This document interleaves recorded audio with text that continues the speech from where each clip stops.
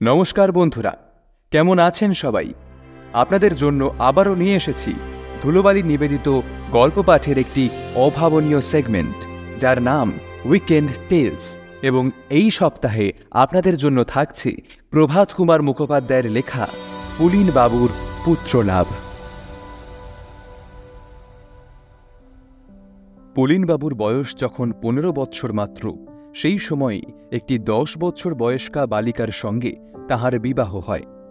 এখন তাহার বয়স 30 এবং পত্নী সুশীলা সুন্দরীর বয়স 25 বৎসর হইয়াছে। কিন্তু অদ্যাপি এই দম্পতি একটি সন্তানের মুখ দেখিবার সৌভাগ্য লাভ করিতে পারে নাই।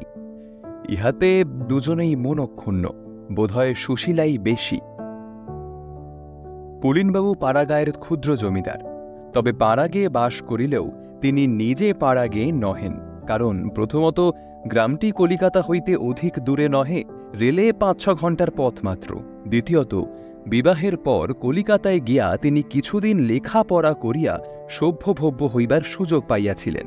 কিন্তু তাহার পত্নী সুশীলা নির্জলা পাড়াগে। আত্মীয় পরিবার পাড়া প্রতিবেশী যখন দেখিল যে সুশীলার 20 বছর বয়স হইয়া গেল, তথাপি সন্তান হইল না, তখন সকলেই তাহাকে বাজা বলিয়া স্থির করিল।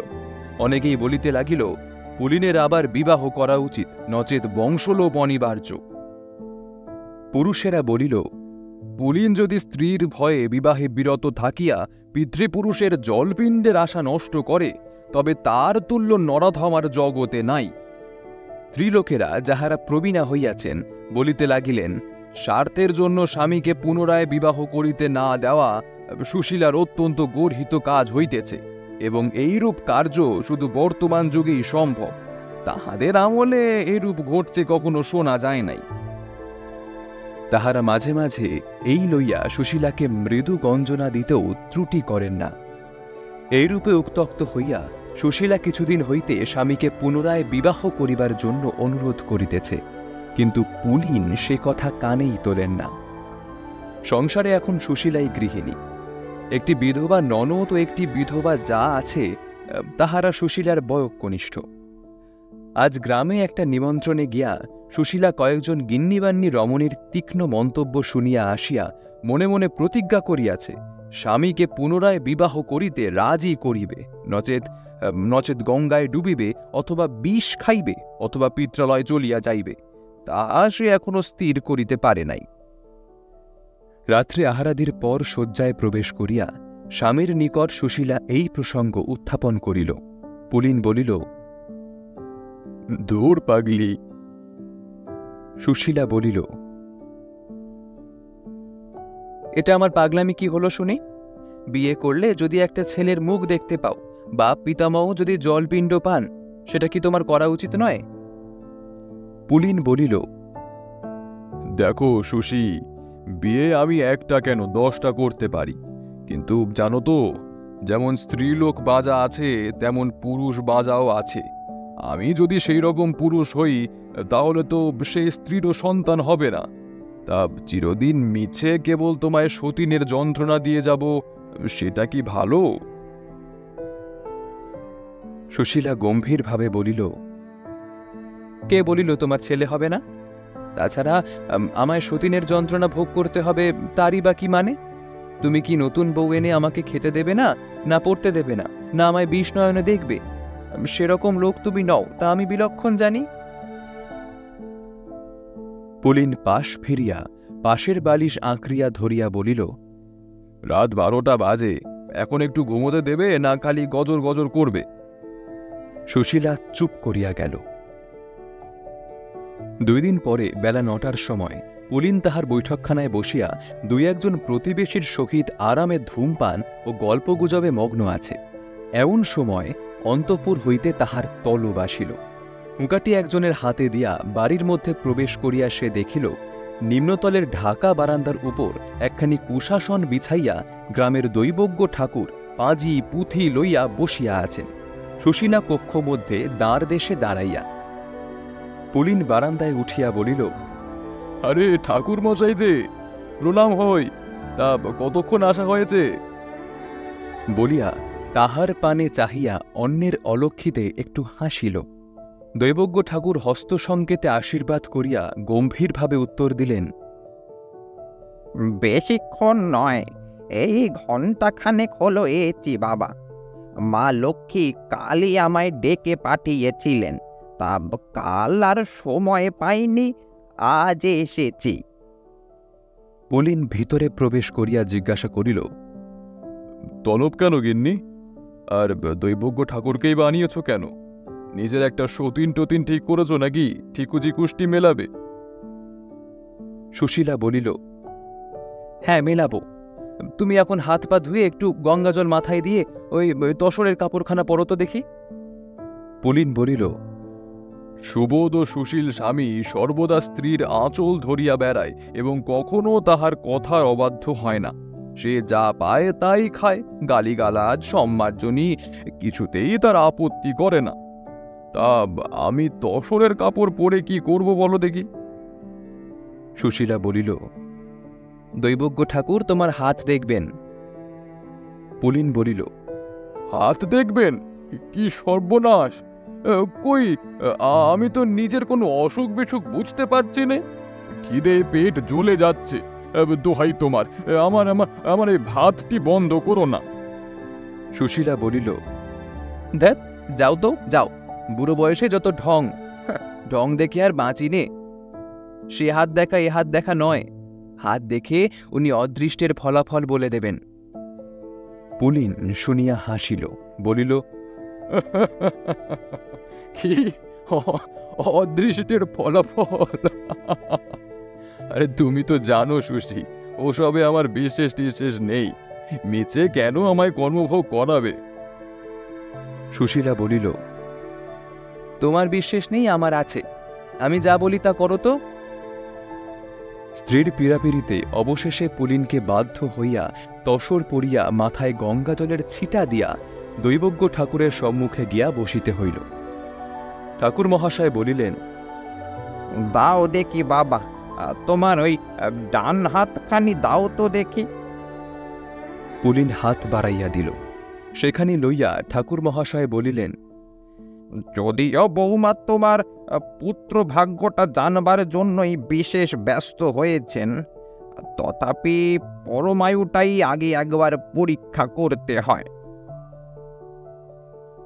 বাবা, এ তো তোমার রাজোচিত ঐশ্বর্য আর ৮০ বছর পরমায়ু সূচিত হচ্ছে। আচ্ছা, এইবার তবে পুত্র ভাগ্যটা দেখি। বলিয়া তিনি পুলিনের পানিপার্শ্ব অত্যন্ত মনোযোগের সহিত দেখিতে লাগিলেন। তারপর হাতখানি ছাড়িয়া দিয়া সুশীলার পানে চাহিয়া বলিলেন, একটি পুত্র সন্তান তোমার স্বামীর অদৃষ্টে তো রয়েছে দেখছি মা। সুশীলা ঘোমটার ভিতর হইতে জিজ্ঞাসা করিল, বিবাহ কটি? দৈবজ্ঞ ঠাকুর আরও কিছুক্ষণ হস্তরেখা পরীক্ষা করিয়া বলিলেন, বিবাহ তো বিবাহ তো একটি দেখছি মা। আচ্ছা, এসো তো মা, তোমার হাতখানি একবার দেখি। সুশীলা আসিয়া নিজ বাম হস্তখানি প্রসারিত করিয়া দিল। দৈবজ্ঞ ঠাকুর সেখানে লইয়া পরীক্ষা করিয়া বলিলেন, না, আমার ভুল হয়নি। তুমি তোমার স্বামীর সন্তানের জননী হবে মা, এ বিষয়ে কোনো সংশয় নেই। অতঃপর দৈবজ্ঞ ঠাকুর দক্ষিণাস্ত হইয়া প্রস্থান করিলেন। পুলিন তসর ছাড়িয়া নিজ সাবেক বস্ত্র পরিধান করিতেছিল। সুশীলা তাহার কাছে গিয়া বলিল, বলি হ্যাঁগা, তা দৈবজ্ঞ ঠাকুরকে কত টাকা ঘুষ খাইয়েছ? পুলিন বলিল, ঘুষ? ঘুষ আমি কি জন্য খাওয়াবো? নইলে আমার ২৫ বছর বয়স হল, এখনো আমি সন্তানের জননী হব বলে গেল কেন? পুলিন বলিল, বাহ রে বাহ বাহ, সে আমি কি জানি? আমি তো তোমায় সাফ বলেছি, আমি এসব বুজরুকিতে বিশ্বাস করি নে। তুমি নিজেই বলো যে তোমার বিশ্বাস হয়। এখন তুমি জানো আর তোমার ওই দৈবজ্ঞ ঠাকুরই জানে, আমি কি জানি? বলিয়া পুলিন বাহির হইয়া গেল। সুশীলা বসিয়া কিয়ৎক্ষণ ভাবিল, তারপর ডাকিল, গেনির মা, এই গেনির মা। ঝি গেনির মা আসিয়া বলিল, কেন গিন্নিমা? তুই কাল দৈবজ্ঞ ঠাকুরকে ডাকতে গিয়েছিলি, কর্তা কি তা জানতে পেরেছেন? গেনির মা বিস্মিত হইয়া বলিল, কর্তা জানতে পেরেছেন? তা কেমন করে বলবো দেখি। ও হ্যাঁ, মনে পড়েছে, ঠিক তো। কাল যখন আমি দৈবজ্ঞ ঠাকুরের বাড়ি থেকে বেরিয়ে রাস্তায় উঠছি, তখন দেখি কর্তা মশাই সামনে লাঠি হাতে করে কোথা থেকে বেরিয়ে আসছেন। আমায় দেখে জিজ্ঞাসা করলেন, কি গেনির মা, এখানে কি করতে এসেছিলি? আমি মাথা নিচু করে বললাম, আগে মা ঠাকুরন দৈবজ্ঞ ঠাকুরকে ডেকে পাঠিয়েছেন, তাই বলতে এসেছিলাম। সুশীলা রুষ্টভাবে বলিল, কই, তুই তো আমাকে এসে এ কথা বলিসনি। গেনির মা বলিল, ভুলে গেছিনু মা, ভুলে গেছিনু। আর মা, এখন কি আর এসব কথা মনে থাকে ছাই? 10 গন্ডার হবে কি 20 গন্ডাই হবে বয়স হলো, এখন তোমাদের রেখে যেতে পারলেই বাঁচি। অতঃপর সুশীলা দৈবজ্ঞ ঠাকুরের 10ম বর্ষীয় পৌত্র উমাপদকে ডাকিয়া পাঠাইলেন। তাহাকে জিজ্ঞাসা করাতে সমস্ত কথাই সে প্রকাশ করিল। গতকাল বিকালে জমিদারবাবু তাহাদের গৃহে পদার্পণ করিয়াছিলেন এবং বৈঠকখানায় বসিয়া তাহার পিতামহের সহিত অনেকক্ষণ ধরিয়া কথাবার্তা কহিয়াছেন, উপরন্তু উঠিবার সময় 10টি টাকা প্রণামী দিয়া আসিয়াছেন। শুনিয়া সুশীলা মনে মনে বলিল, সুশীলা বামুনি আবার জানে নাকি, কেবল মরবে কবে তাই জানে না। আমার সঙ্গে চালবাজি? আচ্ছা, আসুক মিনসে আজকে বাড়ির ভিতর। স্ত্রীর পীড়াপিড়ি ও জেরায় পড়িয়া অবশেষে মিনসেকে স্বীকার করিতেই হইল যে ঘুষ দিয়া মিথ্যা সাক্ষী সৃষ্টি করা রূপ দুষ্কার্য সে করিয়াছে, এবং নাক কান মুলিয়া ধরিয়া প্রতিজ্ঞা করিল যে এই রূপ কার্য আর কখনো তাহার দ্বারা হইবে না। আষাঢ় মাস, আকাশ ঘনঘটায় সমাচ্ছন্ন। সুশীলা তখন শয়নকক্ষের জানালার কাছে বসিয়া আকাশের গায়ে নীরদ ও সৌদামিনীর খেলা দেখিতেছিল। তার মনটা বড় ভালো নাই, কারণ তার স্বামী 3-4 দিনে ফিরিব বলিয়া একটা বিবাহের নিমন্ত্রণে কলিকাতায় গিয়াছিলেন। আজ সপ্তাহ অতীত হইল, আজও তিনি ফিরিলেন না, বা কোনো সংবাদও পাঠাইলেন না। এই সময় গেনির মা আসিয়া প্রবেশ করিল। সে ধীরে ধীরে প্রভুপত্নীর নিকট অগ্রসর হইয়া গিয়া বলিল, মা, একটা বিষম অপর শুনে এলাম এক্ষুনি। সুশীলা তাহার পানে চাহিয়া জিজ্ঞাসা করিল, কি খবর গেনির মা? কর্তা নাকি শুনলেন কলকাতায় গিয়া একটা বিয়ে করেছেন। বিয়ে করেছেন? তোর কে বলল তোকে? স্বপ্ন দেখছিস নাকি? না না, স্বপ্ন দেখব কেন মা, ওই ঘোষেদের ঝি পেশন্ন বললে। কি বললে? ঘোষদা মশাই তো মাসখানেক বাড়ি ছিল না, হাইকোর্টে তেনার শালার কি মোকদ্দমা চলছিল, তাই সেখানে গিয়েছিল। কাল বিকেলে ফিরে এসে ঘোষগিন্নির সঙ্গে বলা বলি করছিল, তাই পেশন্ন বাইরে থেকে শুনেছে। সুশীলা রুদ্ধবাসে গিয়া জিজ্ঞাসা করিল, আর কি বললে গেনির মা? গেনির মা বলিল, আর কি বললে? দাঁড়াও, মনে করি, দাঁড়াও। 10 গন্ডা বছর বয়স হলো, কোনো কথাই কি আর মনে রাখতে পারি ছাই? হ্যাঁ হ্যাঁ হ্যাঁ, আর বললে যে বউ নাকি বেশ ডাগর সাগর, যেমনই উপ তেমনি নেকা পড়া জানে। শুনিয়া সুশীলার মাথার ভিতরটার ঝিমঝিম করিতে লাগিল। তার চোখ দিয়া প্রায় জল বাহির হইবার উপক্রম হইল। মনে মনে ভাবিতে লাগিল, এতদিন যে জন্য আমি অনুনয় বিনয় করিতেছি, সেই কার্য করিলই শেষে। তবে ওইরূপভাবে আমাকে লুকাইয়া করিবার কি দরকার ছিল? কলিকাতা যাইবার সময় সকল কথা খুলিয়া বলিলেই তো হইত। এরকমভাবে আমাকে অপমান করিল কেন? আহারাদি শেষ হইলে সুশীলা ঘোষগিন্নির সহিত সাক্ষাৎ করিবার উদ্দেশ্যে বাহির হইল।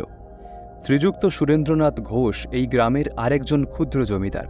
পুলিন ইহাকে দাদা সম্বোধন করিয়া থাকে। খিড়কি দরজা দিয়া বাহির হইয়া বাগানে বাগানে সেই বাড়িতে যাওয়া যায়। সুশীলা অন্তঃপুরে প্রবেশ করিয়া দেখিল ঘোষগৃহিণী আহারান্তে পান খাইতে খাইতে তাহার চন্দনা পাখিকে পড়াইতেছেন। সুশীলাকে দেখিয়া তিনি ব্যস্তসম্মত হইয়া তাহাকে অভ্যর্থনা করিলেন এবং পরম সমাদরে ঘরের ভিতরে লইয়া গিয়া বসাইলেন। কিয়ৎক্ষণ সাধারণ ভাবের কথাবার্তার পর সেখানে আর কেউ নাই দেখিয়া সুশীলা জিজ্ঞাসা করিল, শুনলাম বড়ঠাকুর কলকাতা থেকে ফিরেছেন? আমাদের উনি তো আজ সপ্তাহ হল কলকাতায় গেছে, 3-4 দিনে ফেরার কথা, তা আজও ফিরল না। আমি তো তাই ভেবে মরছি দিদি। ঘোষগৃহিণী বলিলেন, আরে না না, ভাবনার কিছু নেই, ঠাকুরপো ভালোই আছেন। ওর সঙ্গে দেখা হয়েছিল যে। দেখা হয়েছিল? যা হোক, ভালো আছে শুনে তবু নিশ্চিন্ত হলাম। ওর সঙ্গে কবে দেখা হয়েছিল দিদি, তা কিছু বললেন বড়ঠাকুর? হ্যাঁ বললে, পরশু বুঝি। কোথায় নেমন্তন্ন গিয়েছিল, সেইখানে দুজনে দেখা হয়। নেমন্তন্ন ছিল? কিসের নেমন্তন্ন ভাই? ঘোষগৃহিণী অন্যদিকে মুখ ফিরাইয়া বলিলেন, কে জানে, বিয়ের না কিসের। কবে আসবে তা কিছু শুনলে? হ্যাঁ বললেন তো, তার আসতে এখনো সপ্তাহখানেক দেরি আছে। সুশীলা মনে মনে হিসাব করিল, পরশু বিয়ে হয়ে গেছে, কাল গেছে কাল রাত্রি, আজ ফুলশয্যা, শ্বশুরবাড়িতে অষ্টমঙ্গলা সেরে বাড়ি ফিরতে এখনো সপ্তাহখানেক দেরি তো আছেই বটে। ঘোষগৃহিণী বলিলেন, কেন, তোমরা কি কোনো চিঠিপত্তর পাওনি? না দিদি, গিয়ে অবধি একখানি চিঠিও লেখেননি। বলিয়াই সুশীলা আর আত্মসম্বরণ করিতে পারিল না, ঝরঝর করিয়া কাঁদিয়া ফেলিল। ঘোষগৃহিণী বলিল, ও কি ভাই, কাঁদছ কেন? এই ঠিক দুপুর বেলায় স্বামীর কথা কইতে কইতে কি কাঁদতে আছে? তাতে তার অমঙ্গল হবে যে। বলিয়া তিনি স্নেহের হস্তে সুশীলার চক্ষু মুছাইয়া দিলেন। সুশীলা নিজ আঁচলেও মুখ চক্ষু মুছিয়া গ্রীবা উন্নত করিয়া জিজ্ঞাসা করিল, হ্যাঁ দিদি, একটা কথা তোমায় জিজ্ঞাসা করি, তো তুমি সত্যি বলবে বলো? যদি মিথ্যা বলো তো আমার মাথা খাবে। তোমার মা কালীর দিব্যি, মা মনসার দিব্যি, বাবা তারকনাথের দিব্যি, বাবা বিশ্বনাথের দিব্যি, সে নাকি আবার বিয়ে করেছে? এই সকল ভীষণ দিব্যগুলি শুনিয়া ঘোষগৃহিণীর মুখখানি অত্যন্ত গম্ভীর ভাব ধারণ করিল। তিনি মুখখানি নত করিয়া বলিলেন, তোমায় কে বললে বলো তো এরই মধ্যে? সে যেই বলুক, কথাটা সত্যি তো?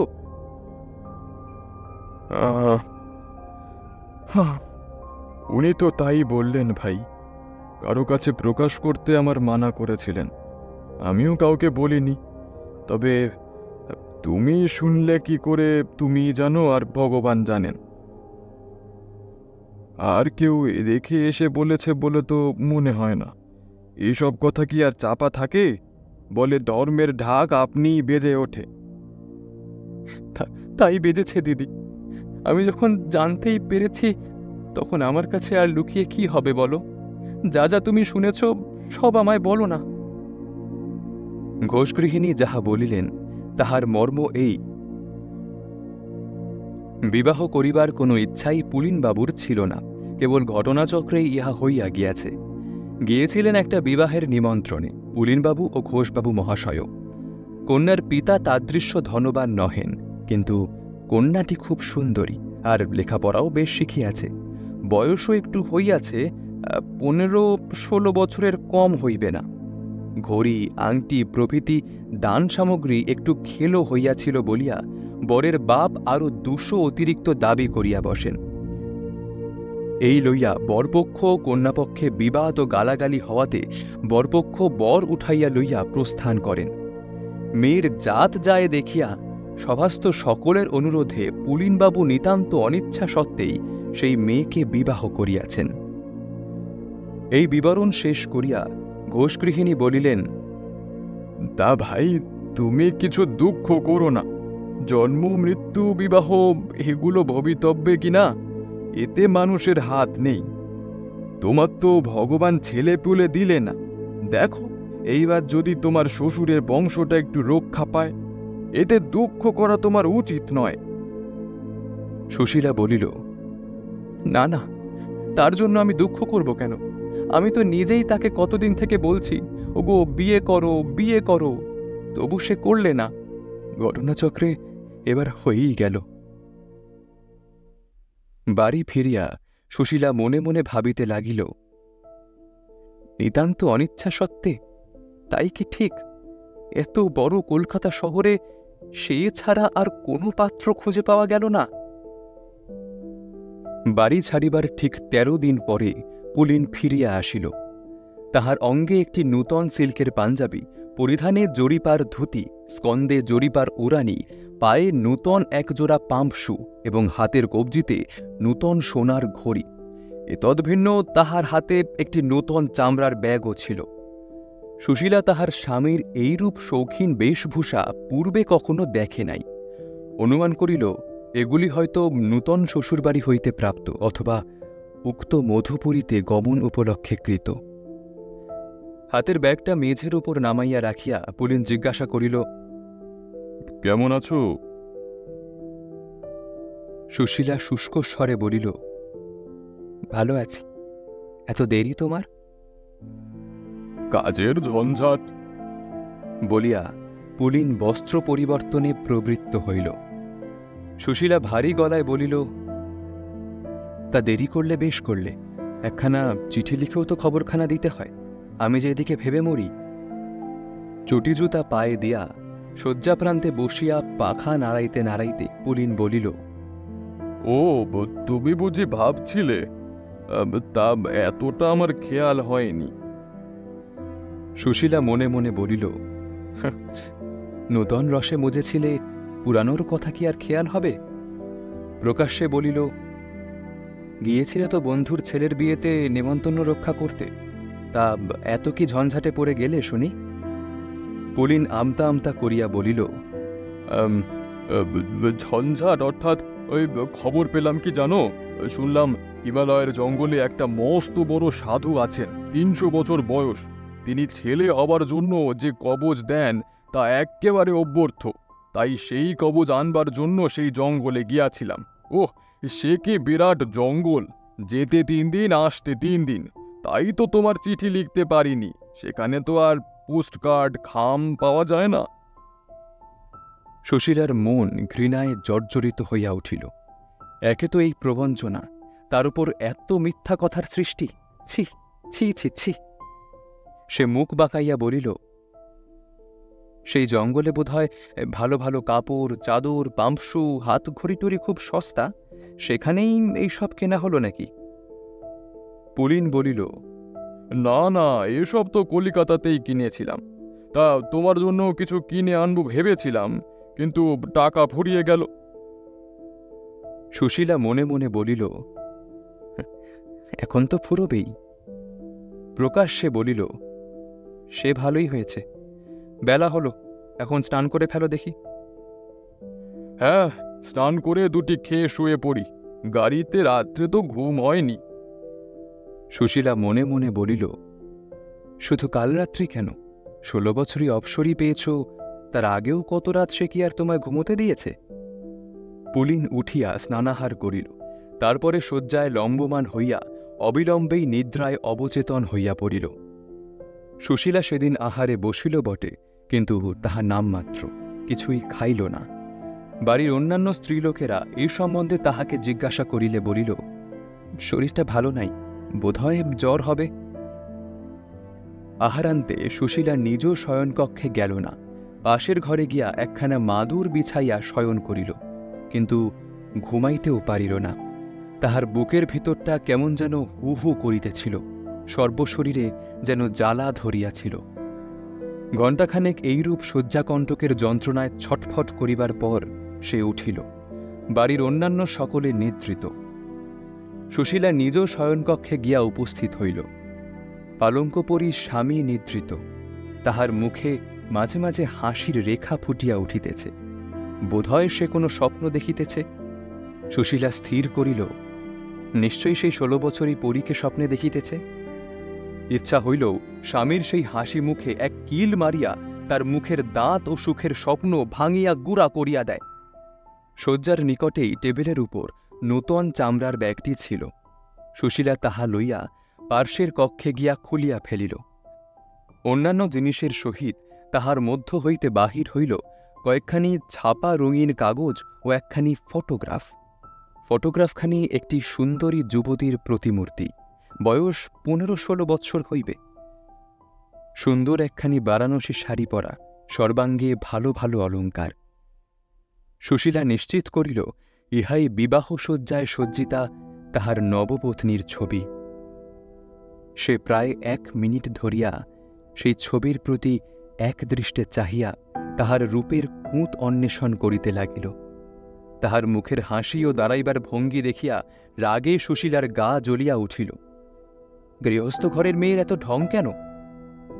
সে শুনিয়াছিল আজকাল কলিকাতা শহরের মেয়েরা যখন থিয়েটার, বায়োস্কোপ বা নিমন্ত্রণ আমন্ত্রণে যাইবার জন্য সাজগোজ করিয়া বাহির হয়, তখন তাহারা কুলবধূ অথবা বাইজি তাহা চেনা দুষ্কর।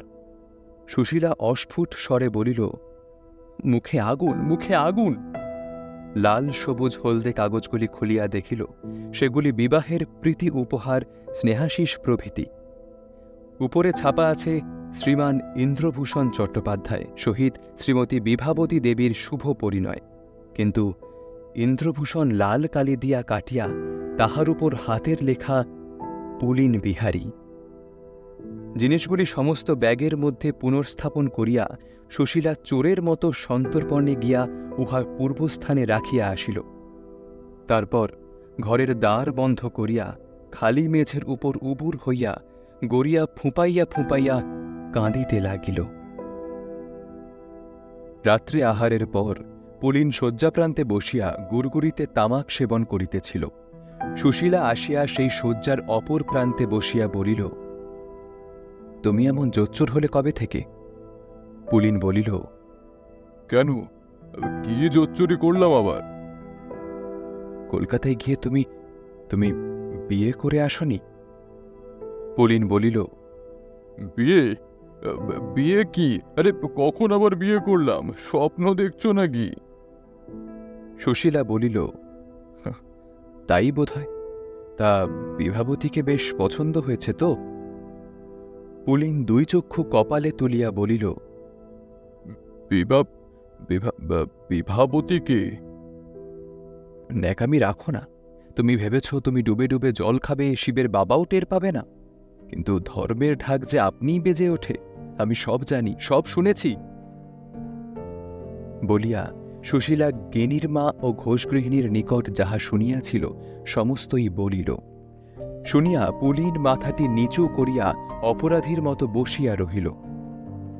অবশেষে একটি দীর্ঘ নিঃশ্বাস ফেলিয়া বলিল, হ্যাঁ, এই জন্যই বলে, যার জন্য চুরি করি সেই বলে চোর।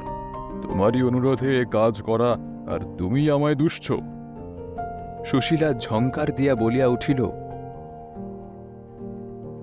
আমার অনুরোধেই যদি করা, তো আমার কাছে এত লুকোচুরি কি জন্য? সেটাও তোমার ভালো ভেবেই করেছিলাম সুশীলা। ভেবেছিলাম এখন তোমায় কিছু বলবো না, সে বউ সেইখানেই থাকবে। তারপরে একটি ছেলে হলে তখন সব তোমায় ভেঙে বলবো।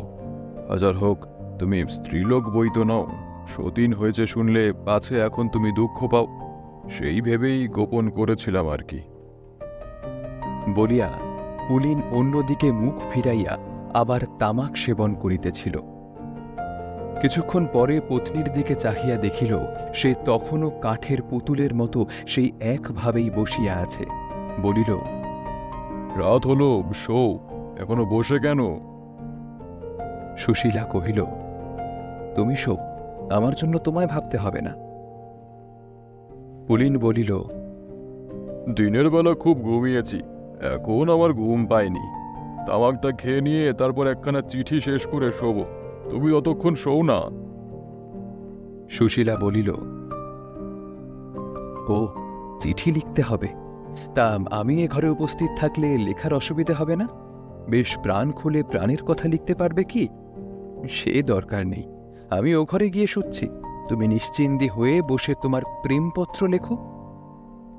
বলিয়া সুশীলা নামিয়া সজোরে পদক্ষেপে কক্ষ হইতে বাহির হইয়া গেল এবং পার্শ্ববর্তী কক্ষে প্রবেশ করিয়া সশব্দে খিল বন্ধ করিয়া দিল। স্বামী স্ত্রীতে কথাবার্তা আর বড় নাই, মুখ দেখা দেখিও একরকম বন্ধ বলিলেই হয়। এইভাবে 1 সপ্তাহ কাটিল। সুশীলাদের শয়নকক্ষ ছিল ত্রিতলে, অন্যান্য সকলে দ্বিতলে বা নিচের ঘরে শয়ন করিত। সুতরাং এই দম্পতির এইরূপ মর্মান্তিক বিচ্ছেদের সংবাদ কেহ জানিতে পারিল না। প্রতিদিন দ্বিপ্রহরে আহারের পর পুলিন ঘণ্টা 2-2.5 দিবানিদ্র উপভোগ করিত। সুশীলা মাঝে মাঝে এটা ওটা লইবার বা রাখিবার জন্য সে ঘরে প্রবেশ করিত এবং কাজ সারিয়াই চলিয়া যাইত। আজ দ্বিপ্রহরে এইরূপে স্বামীর শয়নকক্ষে প্রবেশ করিয়া দ্বার হইতে সে দেখিল স্বামী নিদ্রিত, কিন্তু তাহার বুকের উপর কি একটা জিনিস রহিয়াছে। আস্তে আস্তে শয্যার নিকটে গিয়া দেখিল উহা একখানা কালো মোটা পেস্টবোর্ড, তাহাতে ইংরেজিতে কি সব ছাপা রয়েছে। সুশীলা অতি সন্তর্পণে সেখানি স্বামীর বুক হইতে উঠাইয়া লইয়া দেখিল তাহার অপর দিকটায় সেই সুন্দরী 16 বছরের ফটোগ্রাফ। আবার সন্তর্পণে ফটোগ্রাফখানি স্বামীর বুকে রাখিয়া দিয়া সুশীলা গৃহ হইতে নিষ্ক্রান্ত হইয়া গেল। অপরাহ্নে পুলিন নিদ্রাভঙ্গের পর হইতে হাত মুখ ধুইয়া আসিয়া বিছানায় বসিয়া তাম্বাকু সেবন করিতেছিল। সুশীলা সেই কক্ষে প্রবেশ করিয়া স্বামীর শয্যার নিকট দাঁড়াইয়া তীক্ষ্ণ কণ্ঠে বলিল, আমি বাপের বাড়ি যাব। পুলিন দেখিল সুশীলার মুখ চোখ স্ফীত, সে বোধহয় অনেক কাঁদিয়াছে। বলিল, হঠাৎ এ মতলব? আমি আর এখানে থাকব না। কেন, কি হলো আবার? আমি কারো সুখের কণ্টক হয়ে থাকতে চাইনে। কেন, কার আবার সুখের কণ্টক হলে তুমি? কেন, তোমার আর কার? আমি রয়েছি বলেই তো তুমি তোমার বিভাবতীকে এখানে আনতে পারছো না। আমার বিভাবতী আবার কে? ও, বুঝেছি। তা আমি তাকে এখানে আনবার জন্য ছটফট করছি, তুমি কিসে বুঝলে? দুধের স্বাদ কি আর ঘোলে মেটে? ফটোগ্রাফ বুকে করে শুয়ে থাকার চেয়ে তাকে এখানে নিয়ে এসে সুখে রাজ্যি ভোগ করো। আমি তোমার আপদ বালাই, আমি দূর হয়ে যাই। বলিয়া সুশীলা ঝরঝর করিয়া কাঁদিয়া ফেলিল। আরে আরে, ও কি সুশী? ছি, কাঁদছ কেন? ছে! বলিয়া পুলিন খপ করিয়া তাহার হাতখানি ধরিল। সুশীলা সজোরে আপন হাত ছাড়াইয়া লইয়া পশ্চাতে হাঁটিয়া গর্জন করিয়া উঠিল, আমায় ছুঁয়ো না বলছি, খবরদার। কেন, তাতে তাতে দোষ কি? যে স্বামী অন্য স্ত্রীলোককে ছুঁয়েছে তাকে আমি ছুঁতে চাইনি, তাকে ছুঁতে আমার ঘেন্না করে, ঘেন্না। পুলিন বলিল, ও, এই ব্যাপার, স্পর্শদোষ। তবে আগে যে তুমি বিয়ে করবার জন্য আমায় এত পীড়াপিড়ি করতে, এখন বিয়ে যদি করলাম তো আমার এত অপরাধ হলো? সুশীলা বলিল, বিয়ে করতেই বলেছিলাম, তার ফটোগ্রাফ বুকে করে তো ঘুমোতে বলিনি। যাকে, সে কথা ছাড়ো। যার যা অদৃষ্টে ছিল তাই হয়েছে। এখন আমার আর এখানে এক দণ্ড থাকতে ইচ্ছা নেই। আমি বাপের বাড়ি যাব। তুমি যদি আমায় রেখে আসতে না পারো তো বলো, আমি অন্য উপায় দেখব। পুলিন কিয়ৎক্ষণ গম্ভীর হইয়া বসিয়া কি চিন্তা করিল, শেষে বলিল, তা বেশ, আমি রেখে আসবো এখন। বলো, কবে যেতে চাও? কালই। বেশ, উত্তম কথা। কালই তোমায় নিয়ে যাব। তোমার কিছু ভয় নেই, গাড়িতে দুজনে একটু তফাতে বসলেই হবে, স্পর্শ দোষটা ঘটবে না। পরদিন পুলিন সুশীলাকে লইয়া যাত্রা করিল। সুশীলার পিত্রালয়ে যাইতে হইলে হাওড়া স্টেশনে নামিয়া শিয়ালদহ গিয়া আবার অন্য গাড়িতে চড়িতে হয়। পূর্বে পূর্বে যখন পুলিন সুশীলাকে লইয়া গিয়াছে অথবা পিত্রালয় হইতে আনিয়াছে, তখন এই সুযোগে পথে কলিকাতায় 2-1 দিন যাপন করিয়া তাহাকে থিয়েটার, সার্কাস প্রভৃতি দেখাইত। বেলা 10টার সময় হাওড়ায় নামিয়া পূর্ব প্রথামত পুলিন সুশীলাকে লইয়া আর্য আশ্রম নামক বাঙালি হোটেলে গিয়া উঠিল। পর্দানসিনী স্ত্রীলোকগণের জন্যও সেখানে উত্তম বন্দোবস্ত আছে। আহারাদির পর উভয়ে বিশ্রামার্থ পৃথক পৃথক শয্যায় শয়ন করিল। পুলিন বলিল, শশী, শেষকালে তোমার মনে কি এই ছিল? সুশীলা বিরক্ত স্বরে বলিল, কি আবার? তুমি আমায় এমনভাবে ত্যাগ করবে জানলে আমি কি আর বিয়ে করি? এমন বিয়ে করে কি লাভ? বিয়ে করে তো সুখেই আছো তুমি, সেই লাভ। পুলিন আর কিছু না বলিয়া পাশ ফিরিয়া শয়ন করিল। নিদ্রাভঙ্গে উভয় নিজ নিজ শয্যায় উঠিয়া বসিল। সুশীলা জিজ্ঞাসা করিল, আমাদের গাড়ি কটায়? এই রাত 9টায়। তুমি একবার সেখানে যাবে না? কোথায়? তোমার বিভাবতীর কাছে। পুলিন খুশি হইয়া বলিল, তুমি শুদ্ধ যদি যাও তো যাই। চলো না, দেখে আসবে তাকে। তোমায় সে দিদি বলতে অজ্ঞান। কলকাতা থেকে যেদিন আমি ফিরে যাই সেদিন সে কত যে কাঁদিল। বলে, আমায় এখানেই ফেলে রাখলে দিদিকে তো আমি দেখতে পাবো না, তার একদিন সেবাও করতে পাবো না। তার কথাবার্তায় বুঝতে পেরেছিলাম তোমায় সে খুব ভক্তি করে। চলো না, সে তোমায় দেখলে কত খুশি হবে।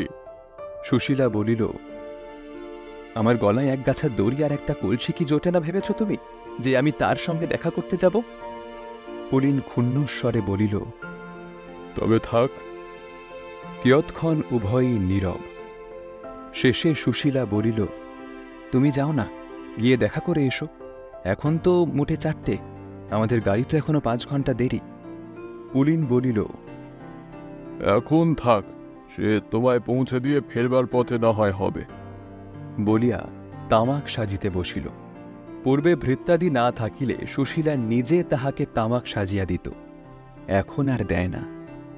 তামাক সাজিয়া কিয়ৎক্ষণ ধূমপানের পর পুলিন বলিল, সুশীলা, তোমার আমার তাহলে এখন থেকে বোধহয় চিরবিচ্ছেদ। সুশীলা কঠোর স্বরে বলিল, একরকম তাই বই কি। আমার আমার শেষ একটা অনুরোধ রাখবে? কি? চলো, তোমাতে আমাতে একসঙ্গে একটা ফটোগ্রাফ তোলাই। আগে যখনই কলকাতায় এসেছি তখনই ও কথা তুমি আমায় বলেছ, কিন্তু একবারও হয়ে ওঠেনি। একখানা ফটোগ্রাফ থাকলে তবু চিহ্ন তো একটা থাকবে। সুশীলা নীরব রহিল। তাহার মৌন সম্মতি জানিয়া পুলিন বলিল, তবে তোমার বেনারসিখানা বের করে পড়ো, আর খানকত গহনা টহনাও পরে নাও। প্রবল বেগে মাথা নাড়িয়া সুশীলা বলিল, না না, সেসব কিচ্ছু আমি পরব না। পুলিন দীর্ঘ নিঃশ্বাস ফেলিয়া বলিল, তোমার উপর তো এখন আর আমার কোনো জোর নেই। আচ্ছা, তবে গাড়ি রাখতে পাঠাই। গাড়ি আনাইয়া সুশীলাকে লইয়া পুলিন হাতিবাগানে এক ফটোগ্রাফের দোকানে গিয়া উঠিল। ফটোগ্রাফওয়ালা খাতির করিয়া উভয়কে একটি কামরায় লইয়া গিয়া বসাইল। তাহার সহকারী পার্শ্বে স্টুডিওর মধ্যে ক্যামেরা ঠিক করিতে লাগিল। অল্পক্ষণের মধ্যেই উভয়ের ফটোগ্রাফ তোলা হইয়া গেল। বিশ্রামকক্ষে ফিরিয়া আসিয়া উভয়ে আবার উপবেশন করিল। ফটোগ্রাফওয়ালা বলিল, লেমনেড, বরফ কি চা কিছু আনিয়া দেব? পুলিন বলিল, না। আচ্ছা দেখুন, এই যে সেবার আপনার দোকান থেকে আমি এই ফটোখানা কিনে নিয়ে গিয়েছিলাম, এ নিয়ে তো মহা তর্ক উপস্থিত হয়েছে মশাই। বলিয়া পুলিন পকেট হইতে একখানি ফটো বাহির করিয়া টেবিলের উপরে রাখিল। সুশীলা ঘোমটার ভিতর হইতে আর চোখে দেখিল, ইহা সেই বিভাবতীর ফটোগ্রাফ। ফটোগ্রাফওয়ালা বলিল, কেন তর্ক কিসের? পুলিন বলিল, আপনি তো বলেছিলেন যে এখানে স্টার থিয়েটারের অ্যাক্ট্রেস হেনাবালার। হ্যাঁ, হেনারি তো। কেন, কি হয়েছে? আমার এক বন্ধু বলেন এখানে মিনার ভার সুধামুখীর ছবি। ফটোগ্রাফওয়ালা বলিল, না না, সুধারের চেহারা। এ হেনার ফটোগ্রাফ। যে হেনা এখন স্টারে 20 বৃক্ষে কুন্দনন্দিনী সাজছে। নগেন্দ্রর সঙ্গে বিয়ের পর কুন্দনন্দিনী সাজেই এখানি তোলা। পুলিন বলিল, স্টারে বিষবৃক্ষ হচ্ছে নাকি? দেখতে গেলে হয়। কখন আরম্ভ? আজ রবিবার বেলা 5টায় আরম্ভ। গাড়ি নিচে অপেক্ষা করিতেছিল। আরোহীদ্বয়কে লইয়া 2 মিনিটের মধ্যেই উহা স্টার থিয়েটারে গিয়া উপস্থিত হইল। পুলিন নামিয়া সুশীলাকে টিকিট কিনিয়া দিয়া তার হাতে ফটোখানি দিয়া বলিল, চেহারা মিলিয়ে দেখো, যে কুন্দনন্দিনী সাজছে তার সঙ্গে মেলে কিনা। বলিয়া সুশীলাকে ঝির জিম্মা করিয়া দিয়া সে অন্তর্নিহিত হইল। রাত্রি 10:30টার সময় থিয়েটার ভাঙিল। গাড়িতে স্বামী স্ত্রীতে বেশি কিছু কথাবার্তা হইল না। বাসায় ফিরিয়া উভয়ে বস্ত্রাদি পরিবর্তন করিল। তারপর পুলিন তামাক সাজিতে বসিল।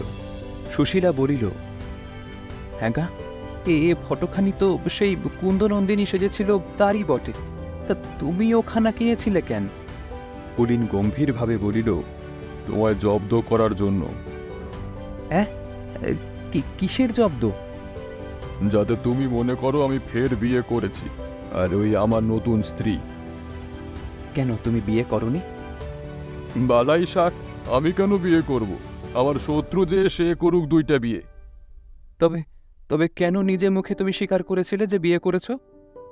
তোমায় জ্বালাবার জন্য। সুশীলা বলিল, উহ, কি ধাপ্পাবাজ তুমি। আচ্ছা আচ্ছা, সে না হয় হলো। তুমি ওই হিনার না ফেনার তার ছবি বুকে করে বাড়িতে কাল দুপুরে ঘুমিয়েছিলে কেন? আরে ঘুমাইনি, জেগেই ছিলাম। তুমি আসছো, পায়ের শব্দ পেয়েই ওখানা বুকে করে চোখ বুজে ঘুমের ভান করে পড়েছিলাম। আমায় জ্বালাতন করার জন্যই তো, ভণ্ড মিনসে। আচ্ছা আচ্ছা, সে না হয় বুঝলাম। তোমার ওই ব্যাগের মধ্যে সেই সব প্রীতি উপহারের যে বিভাবতীর নাম ছাপা ছিল, সে তবে কে? আরে ওই যে মেয়ের বিয়েতে নেমন্তন্ন খেতে গিয়েছিলাম, কলকাতা এসেছিলাম, সেই। কার সঙ্গে বিয়ে হলো তার? নাম মনে নেই। যার সঙ্গে বিয়ে হবার কথা ছিল তার সঙ্গেই হলো কি? হ্যাঁ হ্যাঁ, তারই সঙ্গে। তবে তবে কেন ও বাড়ির বর ঠাকুর বলেছিলেন যে সে বিয়ে ভেঙে গিয়েছিল, তারা বর তুলে নিয়ে চলে গিয়েছিল? আরে তাকে ওই কথাই আমি বলতে শিখিয়ে দিয়েছিলাম। বলেছিলাম যে এমনভাবে বৌদির কাছে গল্পটা করবে আরো 2-1 জন যাতে শুনতে পায়। সুশীলা বলিল, ইস, এত দুষ্টুমি তোমার পেটে, জোচ্চোর মিনসে। আচ্ছা, বিয়ের পদ্মে তবে সে বরের নাম ছাপা কেটে সেখানে তোমার নাম হাতের লেখা বসানো ছিল কেন? পুলিন বলিল, ওটা ওই মজাটুকু করবার জন্য। তবে সেটা জাল ছিল বলো? একরকম তাই বই কি। পুলিন তামাক সাজিয়ে আনিয়া টানিতে আরম্ভ করিল। বলিল, আমি তাহলে 1 নম্বর ধাপ্পাবাজ, 2 নম্বর ভণ্ড, 3 নম্বর জোচ্চোর, 4 নম্বর জালিয়াত। আর কিছু আছে? সুশীলা বলিল, তোমার মতো নিষ্ঠুর কি আর ভূভারতে আছে? এই 8-10 দিন কি কষ্টটাই তুমি আমাকে ভোগ করালে বলো দেখি? পুরুষ মানুষ, তুমি কি করে জানবে স্বামীর ভালোবাসা হারালে স্ত্রীলোকের কি বুকটা ফাটে? বলিয়া সুশীলা চোখে আঁচল দিয়া ফুপাইয়া ফুপাইয়া কাঁদিতে লাগিল। পুলিন হুঁকা ফেলিয়া স্ত্রীর নিকট গিয়া তাহার হাতটি ধরিল। ছি ছি, আরে সুশী, কেঁদো না, চুপ করো চুপ করো। এবার সুশীলা হাত ছাড়াইয়া লইল না, স্পর্শদোষ সহ্য করিল। একটু পরেই হোটেলের ঠাকুর 2 থালায় লুচি তরকারি প্রভৃতি দিয়া গেল, আর সুশীলা সে সমস্ত গোছাইয়া স্বামীকে খাইতে বসাইল। পুলিন খাইতে লাগিল। সুশীলা জিজ্ঞাসা করিল, আচ্ছা, তবে তোমার সেবার কলকাতায় এতদিন দেরি হলো কেন? ওই যে বললাম না, কবজ আনতে গিয়েছিলাম, তবে হিমালয়ের জঙ্গলে নয়, বাংলাদেশের একটা পল্লী গ্রামে। এ কথাটা সত্যি? কেন, কবজ তো তুমি নিজে চোখে দেখেছ। তুমি পড়লে না তো আমি কি করব? কাল চলো, কালীঘাটে গিয়ে গঙ্গা স্নান করে মাকে দর্শন করে দুজনে কবচটি ধারণ করি। তাহাই হইল। এ যাত্রায় সুশীলার পিত্রালয়ে যাওয়া ঘটিল না। অসম্ভব সম্ভব হল। বৎসররা ঘুরিতেই কবচ ধারণের সুফল ফলিল। এই দম্পতি পুত্র লাভ করিল।